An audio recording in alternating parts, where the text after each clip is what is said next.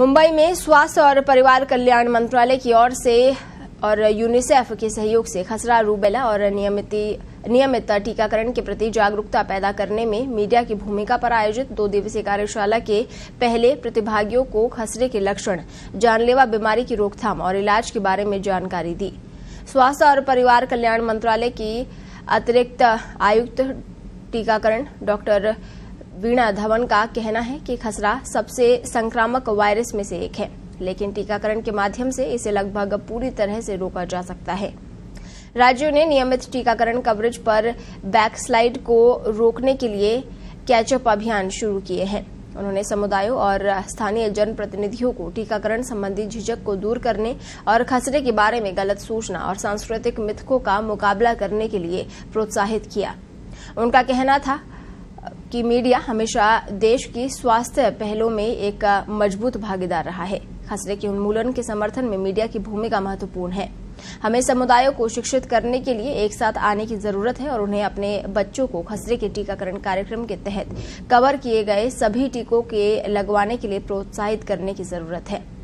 कुछ राज्यों में खसरे के मामलों की बढ़ती संख्या को देखते हुए स्वास्थ्य और परिवार कल्याण मंत्रालय ने उन क्षेत्रों में जहां मीजल्स और रूबेला के केस बढ़ रहे हैं, MRCV यानी मीजल्स और रूबेला के अतिरिक्त डोज 9 महीने से 5 साल के सभी बच्चों को देने की सलाह दी है। पहली खुराक 9 से 12 महीने पर पहली खुराक और दूसरी खुराक 16 से 24 महीने पर टीकाकरण कार्यक्रम के अतिरिक्त दिए जाने के लिए कहा है।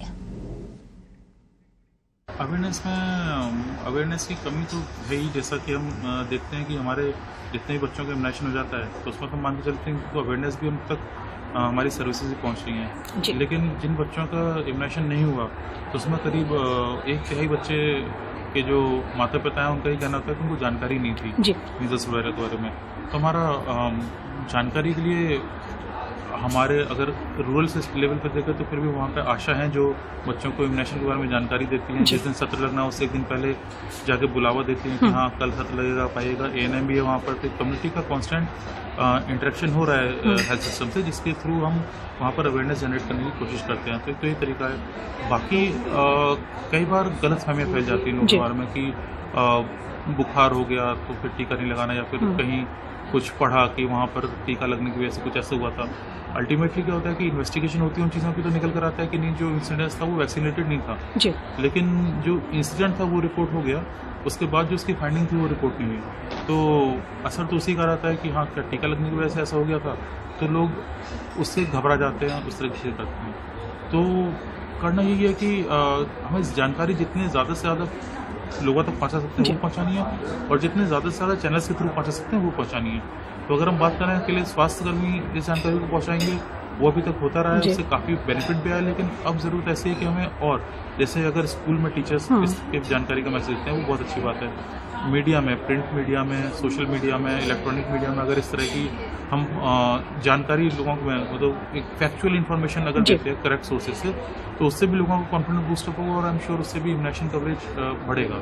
यूनिसेफ की किस तरह से इस दिशा में काम कर रहे हैं उसके बारे में तो आप लोग भी कैंपेन और सारी चीजें चल रहे हैं। यूनिसेफ का मैम यही चलता है इसमें कि अपना अवेयरनेस जनरेशन के लिए कम्युनिटी एंगेजमेंट पे काम करते हैं। तो इसमें हम डायरेक्टली भी काम करते हैं अपने CSOs पार्टनर्स, NGOs पार्टनर्स के साथ इंगेज कर ग्रास रूट लेवल पे कोशिश करते हैं कि इन चीज़ों के बारे में जानकारी बढ़े।